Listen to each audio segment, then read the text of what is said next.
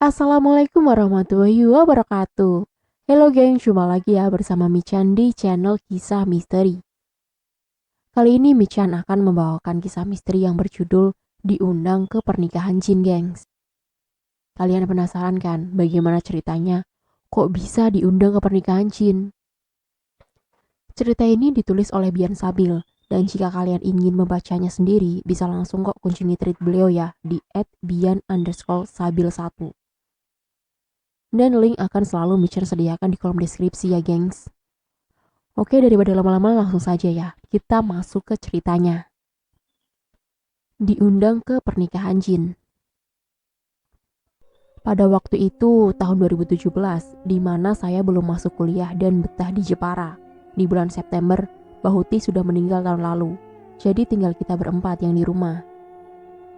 Di hari Senin malam, selepas Isya, kita makan di ruang makan, sambil bercengkerama. Nah, di tengah itu, sekitaran jam 8, ada yang mengetuk pintu. Siapa itu? Ada undangan, Pak, dari Bapak Sutiri, untuk Bapak dan anak Bapak. Tiba-tiba ayah sejenak diam dan langsung minum habis dengan sekejap. Kalau saya dan anak saya nggak mau datang, Bapak Sutiri akan kecewa dan sedih, Pak. Ya udah, Kamis malam, saya dan anak pertama saya akan datang. Jangan macam-macam dengan keluarga saya tapi. Mamah kaget, aku dan adikku bingung. Apakah di luar itu pocong lagi atau gimana? Tapi beda, sejenak angin semilir dari arah jendela menghembus ke rumah kita. Mas, kok kamu tahu sih kalau undangannya buat hari Kamis? Dan itu siapa? Iya ya, kenapa bawa-bawa aku segala? Dan itu siapa tadi? Itu, ayah pernah nolongin waktu di pesantren Buntet Cirebon. Bantuin mindahin rumahnya. Mungkin dia mau balas budi. Percakapan itu diakhiri dengan suara mamah yang mengatakan kalau harus cepat-cepat makan dan tidur. Tapi aku gak ngerti apa isi undangan itu dan siapa itu Bapak Sutiri. Dan ternyata percaya atau tidak, undangan itu tercatat tanggal 21 September 2017. Itu tepat hari Kamis. 1 Suro atau 1 Muharram. Tapi itu mungkin kebetulan aja sih. Jangan percaya mitos bahwa hari 1 Suro itu bla bla bla dan sebagainya ya. Akhirnya hari Kamis itu tiba.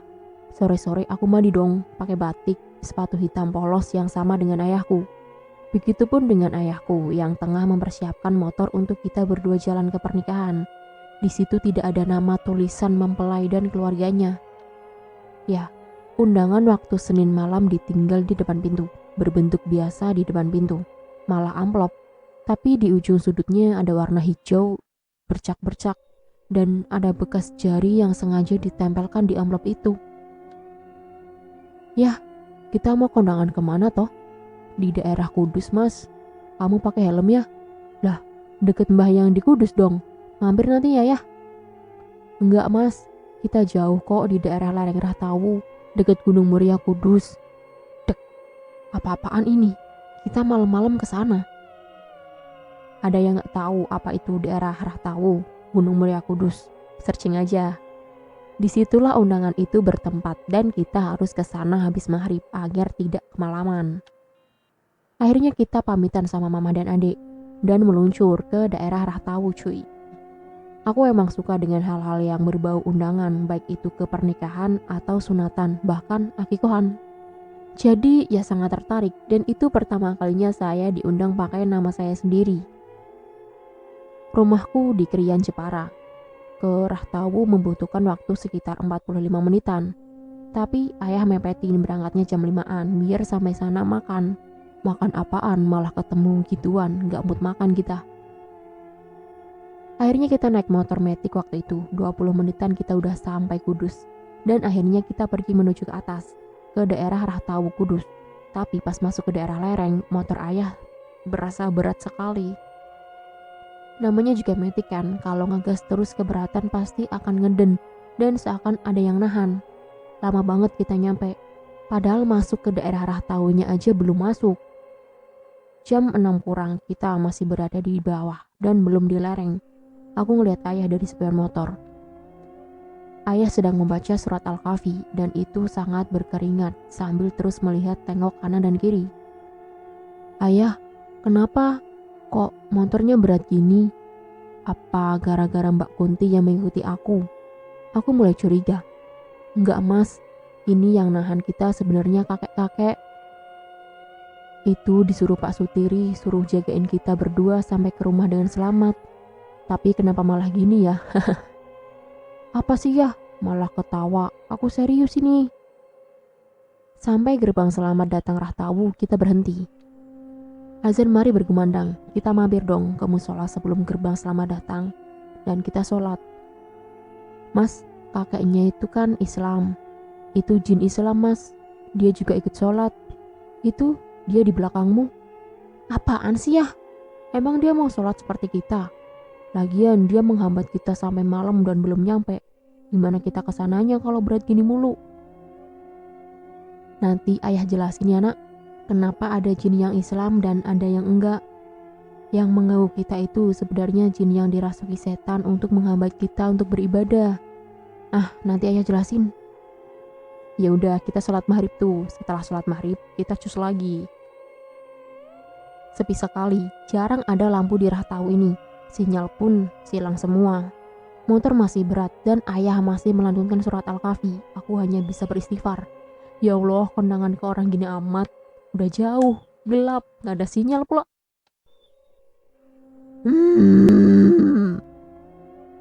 Suara apa itu ya? Itu suara kakek yang ngikutin tadi. Kamu banyak ngeluh katanya. Yah, itu kakek suruh pergi kek. Dan kenapa ini kita belum sampai sih ya? Takut ini. Ketika kita melewati gerbang selamat datang Rahtawu, motor jadi agak entengan. Dan ayah langsung ngebut untuk ngejar waktu buat ke kondangan. Tiba-tiba ayah berhenti di tengah hutan dan hanya ada musola satu yang gak terlalu terawat di sana. Ayah duduk dan minum sejenak sebelum ngomong ke aku. Kita sudah sampai nak. Nanti ada yang jemput. Apa ini? Mana ada pernikahan di sini ya? Ini baru mau isya, tapi kenapa gelap banget tuh ya? Serem. Dan siapa yang mau jemput kita ya? Mendingan aku gak usah ikut. Tiba-tiba ada seorang anak muda nyamperin kita dengan muka pucat dan senyum ke arah kita. Pak, mas, udah ditunggu bapak. Serem banget nih anak. Pucat banget lagi. Kamu siapanya Pak Sutiri? Saya tetangganya pak. Disuruh bapak nunggu jenengan sama putra bapak. Oh ya udah, ayo cepet. Akhirnya anak muda itu mengarahkan kita ke tempat yang bernama apa ya? Lupa akunya malah. Motor dititipin sama penjaga warung yang kita lewatin. Jualan bensin sih, bukan warung, tapi ya sama aja dah. Sambil berjalan ayah berbisik. Nak, iya ya. Sampai di sana ada catatan buat kamu yang harus kamu ikuti biar tenang. Yah, ini pernikahan apa sih sebenarnya? Aku bingung. Suara dangdut dan janur kuning pun gak ada. Pokoknya ikut aja nak dan turuti perkataan ayah. Mas Bian, kamu jangan sekali-kali kaget di depan mereka. Kalau mereka berpostur besar dan beraneka ragam bentuknya, tapi wujudnya manusia. Ini pernikahan apa ya? Jawab. Sambil berbisik di tengah hutan. Ini pernikahan jin dengan jin mas. Kita diundang. Yang punya hajat itu Bapak Sutiri, jin Islam yang pernah ayah tolongin. Intinya nak, ada salah satu yang jangan sampai kamu lakukan sampai kapanpun. Takut nyesel kamunya. Apa ya? Jangan sampai kamu bawa makanan di pernikahan itu ke rumah. Takut nyesel. Aku mulai kepo. Akhirnya kita masuk ke dalam hutan belantara. Masuk terus hingga ke dalam sampai terdengar suara hulu sungai yang mengalir. Tapi lama-kelamaan, di sekeliling kita ada asap putih yang baunya macam bunga melati. Dan akhirnya kita masuk ke asap putih yang mengarahkan kita. Dan akhirnya aku, ayah, dan si petunjuk jalan menuju suatu tempat yang asing dan bau amis. Kita masuk ke dunia jin. Pegangan yang erat nak, kata ayah. Dan setelah kita masuk ke sana, apa yang terjadi? Ini di luar nalar kalian dan jangan dibenturkan ini dengan logika. Kalian percaya atau tidak ya nggak apa-apa. Toh ayah masih hidup dan sebagai saksi dari kasus tersebut. Oke lanjut. Ketika kita sudah masuk ke dunia jin, penunjuk jalan itu jadi membesar dengan mata satu namun memakai koko. Dia bertinggi 4 meter. Baju koko maksudnya. Yaps, makhluk jin di dunia mereka lebih besar dari yang diperkirakan. Setelah agak jalan lama, kita pergi ke rumah Pak Sutiri. Sangat ramai dan berukuran besar, hampir 4 meter. Di situ aku mulai takut dan bergandengan ayah. Kita masuk dan disambut dengan Pak Sutiri langsung. Pak Sutiri ini jin Islam, sedang mengawinkan anaknya.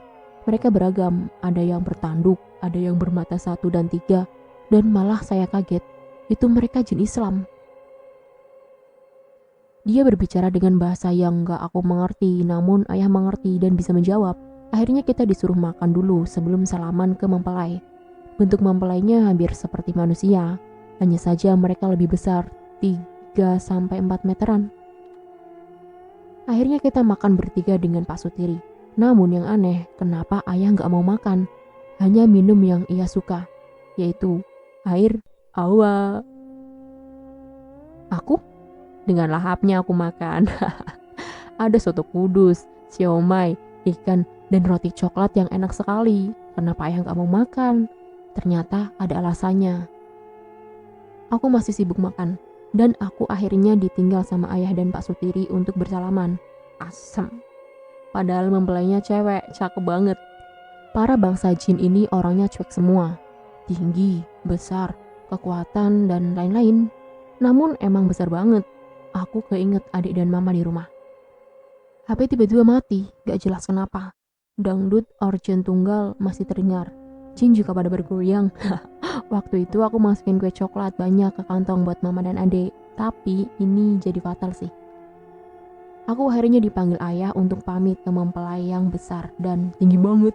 Akhirnya setelah aku bawa roti di kantong plastik dan ditaruh di jaket, aku bawa pulang. Parah. Tapi ketika bersalaman, semuanya dingin tangannya. Dan warnanya putih, agak pucat. Singkat cerita, aku sedang berjalan pulang ke Jepara dari Rahtawu sambil membawa oleh-oleh pernikahan tadi. Jam 9-an, aku akhirnya nyampe dengan ayah. Eits, sebelumnya kita udah cuci kaki dulu dong. Akhirnya ayah cerita semua kenapa bisa berkenalan dengan jin. Nih, ayah ceritain buat kalian semua. Waktu ayah umur 16 tahun, ayah pergi ke kali untuk main. Di tengah kali dan ada pohon bambu banyak. Dan ada sebuah karpet dari daun yang ditemukan. Karena di dekat posisi sungai, tikar itu dipindahin sama ayah. Dan ketika sudah ayah pindahin, ayah ditampakkan sesuatu yang belum ayah lihat. Pak Sutiri yang muncul dengan muka agak merah, berukuran besar dan berterima kasih kepada ayah yang sudah menempatkan dan memindahkan tempat Pak Sutiri ke tempat yang aman. Dan berjanji akan berbalas budi. Lalu semua hilang. Simpel sih, cuma berbuah besar aja. Di jaketku kok ada darah netes ya? Siapa ini? Pas dibuka jaket dan oleh-oleh dari pernikahan yang aku bawa, yaitu roti coklat, berubah menjadi sesuatu yang menjijikan, sampah dan darah. Aku langsung muntah dong lihat di depan mataku ada darah yang seperti manusia. Nak, kamu bawa makan hari pernikahan itu? Iya ya, kok malah jadi gini sih? Terus yang aku makan apa dong? Tahu nggak nak, banyak dari umat manusia yang minta sesuatu yang bukan kepada Tuhannya sendiri. Kadang milih biar dibantuin jin agar laris, langgeng atau apapun itu. Nah, yang kamu makan enak itu dari sesajen. Sesajen yang mereka kirim untuk keperluan jin dan sebagainya. Itu yang kamu makan nak. Jangan sekali-kali kamu minta dengan makhluk atau jin seperti itu ya, sama aja. Dan akhirnya aku sadar. Ternyata makanan jin katanya ayah itu ada di tempat kotor dan lembab. Dan jin memang ada yang Islam dan ada yang enggak. Tapi aku no problem karena mereka dan manusia sama-sama ada sesuatu alasan kenapa dia diciptakan. Surat Az-Zariyat ayat 56. Dan aku tidak menciptakan jin dan manusia melainkan supaya mereka mengabdi kepadaku. Tapi mengapa dia suka tempat kotor dan lembab? Selepas ayah cerita semua, aku diberi kekurangan waktu itu, yaitu bisa melihat dan merasakan makhluk seperti itu. Sampai pernah tuh aku dites ayah, matanya emang bisa ngerasain atau melihat.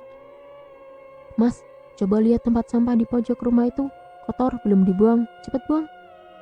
Iya ya. Pas nyampe di sana ke tempat sampah itu, aku ngeliat ada 4 jin lagi jilat itu tempat sampah. Aku langsung lari dong ke tempat ayah. Yah, itu tadi ada jin. Emang dia suka sama tempat yang ada sampahnya nak. Tapi kamu bisa ngeliat kan? Maafin ayah nak. Itu semua satu keturunan. Ayah juga gak mau. Tapi pas kamu lupa akan itu semua, semuanya akan hilang dengan sendirinya. Dah sana, ambil sampahnya. Aku langsung ngambil tempat sampah dan buang jauh ke tempat lain. Jinnya waktu aku jalan keluar memang ngikutin banget. Coba tengok tempat sampahmu, kalau belum penuh atau apapun alasanmu, buang aja.